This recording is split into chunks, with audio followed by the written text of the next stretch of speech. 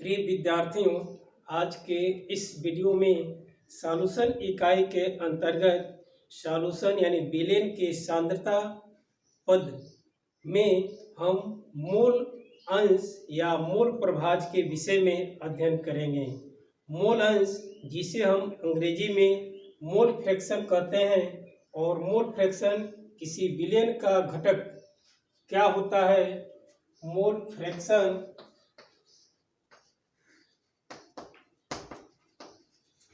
या मोल अंश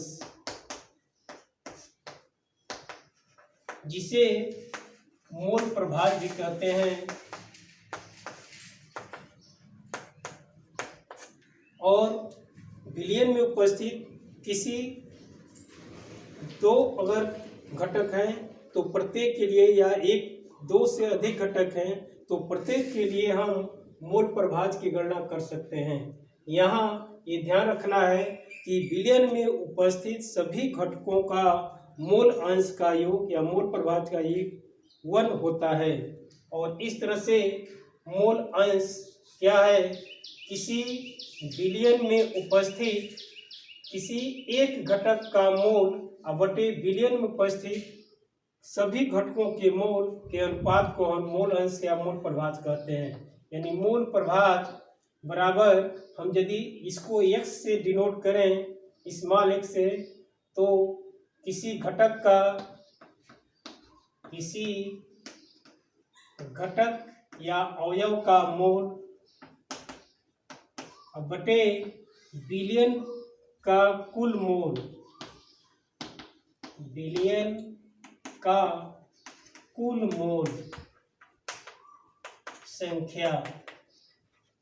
यदि एक विलेन द्विअंगी है तो द्विअंगी विलेन में यदि A और B दो घटक हैं, द्विअंगी विलेन जिसमें दो घटक A और B उपस्थित हैं,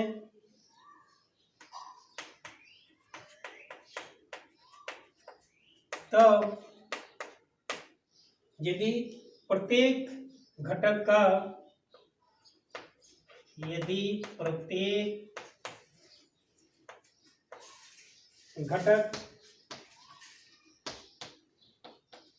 का नंबर ऑफ मोल या मोल क्रमशः Na यानी एक घटक का और Nb बी घटक का मोल है, और तथा यदि इनके मोल अंश क्रमशः XA और XB है, तब प्रत्येक घटक का मोल अंश या मोल प्रभाज, यदि एक घटक का लें तो XA बराबर Na अपान विलेन का कुल मोल यानी A का मोल और प्लस B का मोल, और इसी अनुसार घटक B का मोल अंश XB बराबर NB अपान Na प्लस NB होगा। यदि घटक में या विलेन में यदि दो से अधिक घटक उपस्थित हैं, यदि I घटक या अवयव उपस्थित हैं और I बराबर हम ऐसे संकेत कर सकते हैं 1 + 2 + I तक, तो इस तरह से इनके मोल अंश x1 बराबर x1 अपान n1 + n2 + N3 dot plus Ni। इस तरह से किसी भी घटक का हम मोल प्रभाज या मोल अंश ज्ञात कर सकते हैं। और इसी पर आधारित इसके बाद हम एक उदाहरण देखेंगे जो प्रायः बोर्ड परीक्षा का उदाहरण है। 450 ग्राम, यदि 450 ग्राम जल में एसीटोन के CH3COCH3 की 5.8 ग्राम यदि विलेय है या उपस्थित है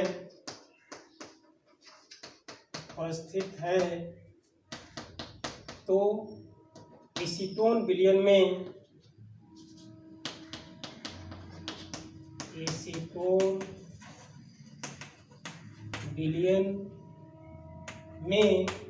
प्रत्येक घटक यानी जल और एसीटोन का मोल प्रभाज या मोल अंश की गणना करें। मोल अंश की गणना करें।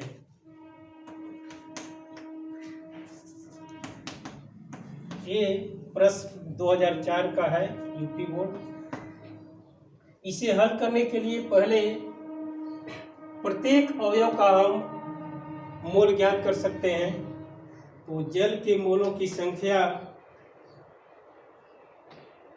N(H2O) लिखा जा सकता है। जल के मोलों की संख्या बराबर जल का द्रव्यमान यानी 450 ग्राम बटे जल का अण भाग जानते कि 18 होता है।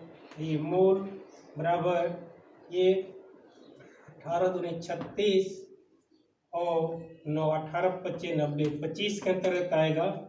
इसी अनुसार एसीटोन का यदि हम अण भाग निकालें तो CH3COCH3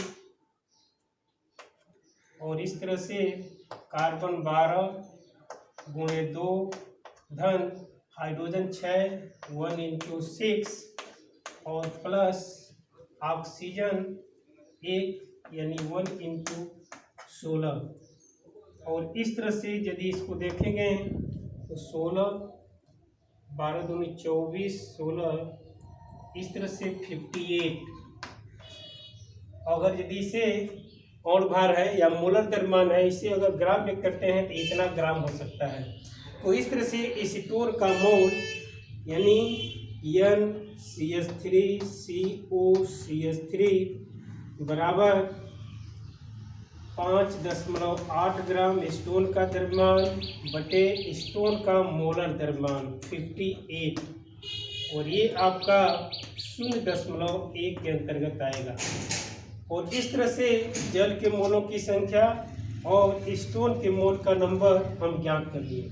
इसके बाद जल का मोल अंश यानी H2O से यदि संकेत करें तो जल का मोल प्रभाज बराबर जल का मोल की संख्या यानी 25 बटे दोनों यानी एसीटोन और जल के मोल की संख्या यानी 25 और धन 0.1 या बराबर 25/25.1 और इसे यदि हल करेंगे तो 3.98 × 10⁻³ इसको हल करने पर 0.996 के अंतर्गत आएगा। और इस तरह से यदि एसीटोन का हम CH3COCH3 यदि एसीटोन का हम मोल प्रभाज ज्ञात करें तो एसीटोन का नंबर ऑफ मोल यानी 0.1 बटे विलयन का कुल मोल यहाँ 25.1 और इसे हल करेंगे तो ये 3.9 98 इंटू 10⁻³ के अंतर्गत आएगा, या बराबर ये हो सकता है 0.0039। और चूंकि यह दो संख्याओं का अनुपात है इसलिए इसका कोई इकाई नहीं होता है। और किसी भी विलयन में उपस्थित प्रत्येक घटक का यदि मोल प्रभाव या मोल अंश को हम योग करें तो इसका मान 1 के अंतर्गत आता है। और इस तरह से अगर दोनों को हम देखें तो यानी जल का मोल अंश प्लस एसीटोन का मोल अंश ये बराबर हो जाएगा 0.996 प्लस 0.0039 और इस तरह से 98। अगर यदि दोनों को हम योग करते हैं तो ये निकटतम जो है 1 के अंतर्गत, या हम योग करेंगे तो 8 बराबर 8 और यानी इसका निकटतम मान 0.9998 इसके अंतर्गत आएगा। तो इस तरह से हम इसका मान 1 के अंतर्गत रख सकते हैं। तो इस तरह से विलयन में उपस्थित यदि एक से अधिक घटक उपस्थित है तो प्रत्येक के मोल अंश का योग 1 के अंतर्गत यानी 1 के बराबर होता है।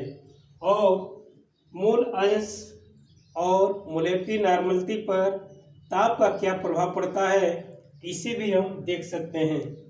यदि विलयन को हम गर्म करते हैं तो उस स्थिति में चूंकि विलायक का आयतन में कुछ वृद्धि हो सकती है, इसलिए विलयन की नॉर्मलता और मोलरता परिवर्तित होती है, किंतु ताप बढ़ाने पर मोलैलिटी और द्रव्यमान प्रसन्नता तथा मोल अंश अपरिवर्तित रहता है।